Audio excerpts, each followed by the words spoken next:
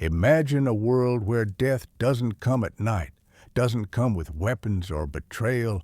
It comes with a cough. And not for infants or the elderly, as you might expect, but for the strongest, those just back from war, newly married, freshly graduated. The skin turns blue. The lungs fill with blood. A person suffocates in front of their loved ones, and all of it in a matter of days. This isn't the medieval plague. This is the 20th century. Telegraphs, trains, cinema, and a flu that kills more than the Great War itself. A story the world chose to forget. But we're going to remember it. Subscribe to our channel if you enjoy slow, in-depth historical storytelling. And please leave a comment telling us where you're listening from and what time it is there. We're genuinely curious to see how far this story reaches. Flu is usually thought of as a seasonal inconvenience. Sick children, lines at the pharmacy, elderly people staying home. But in 1918, the world learned that influenza could become something else entirely, a scythe that cuts down the young. What would later be called the Spanish flu didn't go after the usual suspects. It didn't target the infants or the elderly. It went straight for the strongest, those who had just survived the First World War, those starting families, careers, lives. The death curve didn't follow the usual U shape, where the youngest and oldest are most at risk. This flu drew a W, and in the middle of that W were young adults, aged 20 to 40, the most active, most vigorous, most promising members of society. The irony is brutal. They were not killed by the virus alone, but by what we now know as a cytokine storm, a violent overreaction of the immune system that destroyed the lungs. The stronger your immune system, the more likely you were to die. A medical dystopia? No, just history. Eyewitnesses described people turning blue within hours, their lungs filled with fluid. They drowned from within. Nurses recalled patients lying on their stomachs, trying to breathe, with blood running from their mouths and noses. People collapsed in the streets and died within 12 hours of their first cough.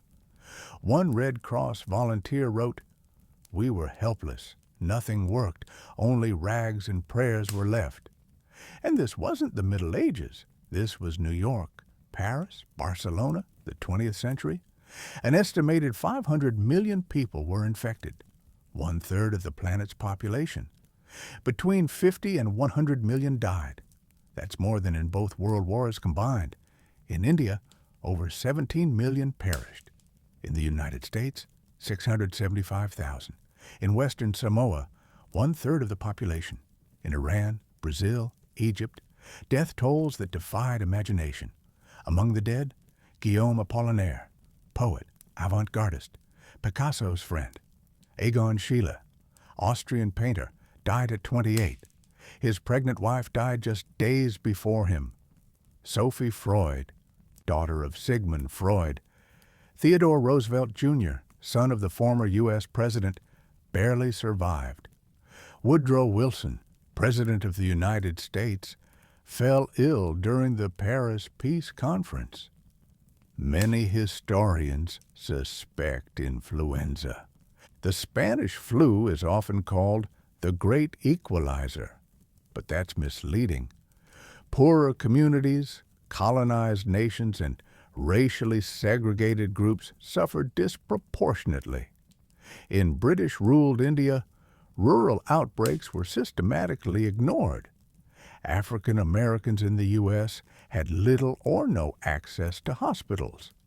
The rich may have died too, but at least they died in beds, not in alleyways. The virus became a mirror, showing who had the privilege even in death. As for the origin, No one knows for sure. Theories include Kansas, USA, the first officially recorded case, Private Albert Gitchell. France, among British military camps. China, laborers brought to Europe. One thing is certain, the virus moved with the armies. Every train, every ship, every march, a new ignition point. This generation was betrayed twice, first by war, then by flu. They had survived the trenches. They came home, and they died, not by bullets, but by breath. The Spanish flu stole what the war had spared, dreams, weddings, children, and that made its grief sharper. War made sense. Dying of flu in peacetime did not. As one nurse wrote, "We were ready for bullets, but not for this. Imagine it. Trenches, mud, rats, chemical attacks, hunger, and constant fear. Now, add an infection." The First World War wasn't just a catastrophe on its own. It was the perfect incubator for something even deadlier. The Spanish flu used the war like a global logistics network to spread across continents. Soldiers moved from front lines to rear camps, from one continent to another. Military ships, trains, marching columns, all served as free transportation for the virus. In March 1918, in Fort Riley, Kansas, the illness appeared en masse. Within days, 100 soldiers were down with high fever. A week later, 500. Then they sailed to Europe. In France, the overcrowded, unsanitary camps of British and French troops became breeding grounds. Colonial troops from India, Senegal, Algeria mixed in with the rest. The virus thrived like a tourist at a music festival, active, widespread, and aggressive. One of the paradoxes of the Spanish flu is that it remained invisible not because it was discreet, but because of wartime censorship. Warring nations banned open discussion of the illness to maintain morale and public order. France, Germany, the UK, all were silent. Even the U.S. censored reports. Only Spain, a neutral country, allowed its newspapers to report openly on the outbreak. As a result, the world learned about the flu from Spanish newspapers. Spain wasn't the source. It was merely the honest witness. And thus, it became the namesake of a disease it didn't cause. American troops poured into Europe by the tens of thousands. With them came the flu. The first outbreaks in France and the UK coincided with the arrival of fresh American reinforcements. When the soldiers returned home after the war, they brought a second wave. Celebrations, hugs, parades, all became super-spreader events. A Canadian doctor later wrote, "We should have closed the train stations, not handed out medals." Trench life was a perfect school for infection. Dirt, cold, damp, starvation, dehydration, chronic exhaustion. Most soldiers had compromised immune systems from dysentery, tuberculosis, syphilis, or simply from hunger. When the flu hit that kind of body, it was over in 2 days. Even the best military doctors were powerless. They watched dozens die every day and couldn't stop it. There were no antibiotics for pneumonia, no vaccines, and little understanding of what the virus even was. Many believed the culprit was the bacterium Haemophilus influenzae, known as Pfeiffer's bacillus. But it was only a secondary invader. While doctors targeted the wrong enemy, the real one operated freely. One surgeon in Lyon confessed, "I was trained to amputate limbs. But how do you amputate a cough?" History loves scapegoats, especially when it comes to naming disasters. But in the case of the Spanish flu, something unique happened. The one country that didn't cause the pandemic, didn't worsen it, and didn't hide it, ended up giving it its name. Spain, neutral during the First World War, suddenly became the namesake of one of the deadliest influenza outbreaks in human history. And it all came down to journalism. In May 1918, Spanish newspapers began reporting a mysterious illness sweeping through Madrid. Even the royal court wasn't spared. King Alfonso XIII, several ministers, and members of the government fell ill. Unlike the Allied and Central Powers, Spain didn't censor the news.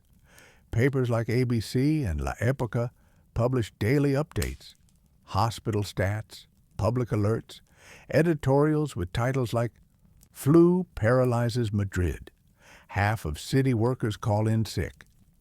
Meanwhile, France, Britain, Germany, and the United States were busy hiding the same flu within their military barracks and hospitals. Public morale, they said, was more important than public awareness. So while Spain told the truth, the world concluded this must be the Spanish flu. King Alfonso III reportedly joked that he had become the poster boy for a pandemic. As the illness spread rapidly, closing theaters, disrupting transport, halting daily life, the Spanish government chose transparency. That transparency earned it a historical label it never deserved. A French physician, reading Spanish papers, remarked, "One would think they brewed it in a wine cellar themselves." But Spain wasn't the source. So where did it really start? Some theories point to Fort Riley, Kansas. March 1918 saw the first major outbreak among U.S. troops. British camps in France, dense and unsanitary. China, among laborers brought to Europe for wartime work. Austria, Hungary, where similar symptoms were reported as early as February. Despite these alternatives, the name Spanish flu stuck. It sounded exotic. It was convenient. And most importantly, it wasn't anyone's own country. Names matter. They shape memory. Calling it the Spanish flu distorts history, masking its truly global origins and shared responsibility. In 2009, when swine flu spread, the EU publicly discouraged calling it the Mexican flu, hoping to avoid repeating the Spanish flu branding mistake. So Spain, for its honesty, got punished. It told the world the truth, and the world handed it a terrible name. History isn't just battles and treaties. It's also the body. And in the case of the Spanish flu, it was a body that turned blue, drowned in itself, and lay in a room with no medicine, no hope, and no doctor who truly knew what to do. The pandemic of 1918-1920 wasn't just massive, it was visually terrifying. It burned itself into humanity's subconscious not through archives, but through the sheer horror of how people died. At first, it seemed like a normal flu. Fatigue, headache, sore throat, cough. But then came the fever, rising rapidly. 39, 40, even 44 degrees. The patient deteriorated in hours. Temperatures spiked past 44 degrees. Breathing grew difficult. The patient suffocated before your eyes. The press coined a new term, blue death. Cyanosis set in quickly. The skin turned blue, then nearly black. Eyes reddened. Blood oozed from noses and mouths. One Philadelphia doctor wrote, "We saw 30-year-old women turn blue in half an hour. They died fully conscious, gasping. People were laid on their stomachs, packed in ice, given alcohol to moisten the throat. Nothing worked. Death came in 2 or 3 days, sometimes less. Autopsies showed lungs that were dark red or even black, firm like liver, soaked in fluid and blood.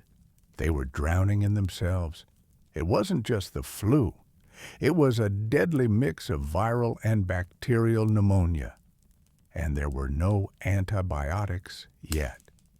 One pathologist wrote, "When I cut into the lungs, it poured like meat broth from a sponge. Worst of all, it didn't hit the elderly the hardest. It hit the young. People aged 20-40 had the highest death rates, likely due to cytokine storms, the immune system attacking the body with too much force. This was the same generation that survived the war. Bullets hadn't killed them. The flu did. Witnesses recalled children left alone with the corpses of parents, neighbors, too afraid to enter. People died gasping while loved ones stood helpless. I heard my mother gasping. I didn't know what to do. I gave her water. She fell and never got up," a woman in Boston recalled. Bodies lay in the streets. Morgues overflowed. In New York, they stored corpses in subway tunnels. In Mumbai, bodies were dumped outside, plague style. Among the notable victims, Guillaume Apollinaire, French poet, friend of Picasso, died in Paris, Neuve, 1918. Egon Schiele, Austrian artist. His wife died Octa 28. He followed on Oct 31. Felix Vallotton, Swiss-French painter and writer. Sophie Halberstadt Freud, Sigmund Freud's daughter. Max Weber, the sociologist, survived, but barely. Talent, fame, youth. The virus spared no one.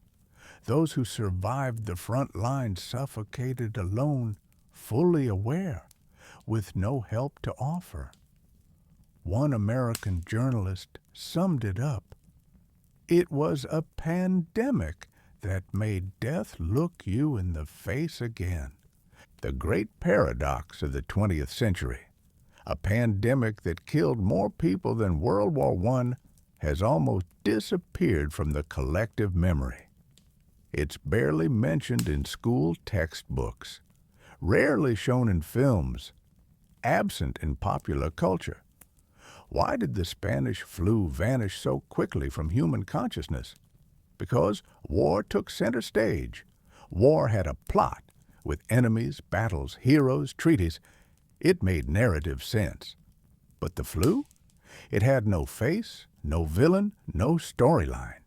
Just a silent storm that suffocated millions. So newspapers focused on Versailles, on the birth of new nations. The flu became a side note. Oh yes, there was also an epidemic. A Parisian journalist wrote, "No one will make a movie about this. There's no plot, only death." Governments downplayed it.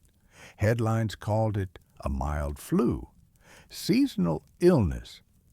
This wasn't just misinformation. It set the tone. Not serious enough to be remembered. At the same time, the world was emotionally drained. The war had just ended. Millions were lost. Economies were collapsing. When the flu subsided, people wanted only one thing: to forget. Another reason, the flu broke the rituals of mourning. People died alone. Burials were rushed. No funerals, no farewells. Humanity is used to honoring its dead, but the Spanish flu denied it time to grieve. I buried my son without a coffin, just a sack, in a field. I said nothing. I was afraid to breathe, a man in South Africa recalled. When death has no ceremony, memory erodes, because to remember would be unbearable. Scientists stayed silent. So did artists. No great novels, no symphonies, no sculptures, few paintings. How many works of art do we know about the Spanish flu? Almost none. It wasn't heroic. It was suffocating, undignified. People died in blood, alone, without words. Even Hemingway, who lived through it, wrote nothing. Nor did Fitzgerald, Kafka, or Thomas Mann. They lived beside it and chose silence. If war is a wound you can show, flu is a boil you hide under your shirt. It brings no pride, builds no nations, inspires no revolution. So it was buried, not by conspiracy, by silence. As one British historian put it, the Spanish flu was intolerably banal. That's why it was erased from memory. If the Spanish flu was a tsunami, it wasn't one wave, it was three, each deadlier than the last. The pandemic didn't just sweep through the world once, it returned, it mutated, and it haunted humanity for years. Officially, the pandemic lasted from spring 1918 to spring 1920, unfolding in three major waves. The first wave, spring to summer 1918, was, in hindsight, mild. The virus spread widely in military camps in the U.S., France, and Britain. Many fell ill, but most recovered. Doctors thought it resembled soldier's fever. It was tough, but survivable. Society exhaled, "It's just the flu." They couldn't have been more wrong. The second wave, autumn 1918, was the deadliest. Between September and November, the virus returned with terrifying ferocity. It had mutated. It killed faster and with more brutality. This wave claimed the majority of the 100 million deaths attributed to the pandemic. In some American cities, flu deaths outnumbered all other causes combined. Philadelphia saw its infamous disaster. The city held a parade, and within a week, thousands were dead. In London, Paris, Delhi, Johannesburg, hospitals overflowed, and the transport of corpses was managed like a wartime supply chain. The city was silent. No bells. The bell ringer had died. A diary entry from Italy. That fall, the world felt the full cruelty of the virus. The third wave, spring 1919, brought one more blow. Just as the world hoped for peace and healing, the virus returned, not as explosively, but still lethally. Many died in the post-war period amid hope and reconstruction. This wave targeted the already exhausted. Refugees, the malnourished, the displaced, they died in large numbers. We survived the war and died of a cough. Inscription on a grave in Wales. Even after the three main waves, smaller outbreaks occurred in Asia, Africa, and Latin America throughout 1920. They weren't as massive, but they prolonged global fear. Scientists now believe the virus didn't disappear. It mutated and evolved into modern strains of seasonal flu. In fact, some versions of H1N1 today are direct descendants of the 1918 strain. So no, it didn't vanish. It just stopped being violent. But it never truly left. When 50 million people die in 2 years, the human mind demands explanations. Just nature feels insufficient, especially in the midst of world war, chemical weapons, spies, and secret experiments. It was during this time that some of the first modern conspiracy theories about biological warfare were born. In the United States, the press pushed the idea that the flu was a German sabotage operation. Newspapers claimed that Kaiser's agents were spreading germs in subways, cafes, and ships. German pharmaceutical companies were accused of manufacturing the virus. Who else, if not the ones already using chlorine gas in Flanders? Asked American columnists. There were rumors that the virus had been deliberately released in Boston's ports. Nurses were accused of being disguised spies. Even Spain, which merely reported the epidemic honestly, was later accused of conducting a secret experiment, supposedly explaining why the flu was spreading so efficiently there.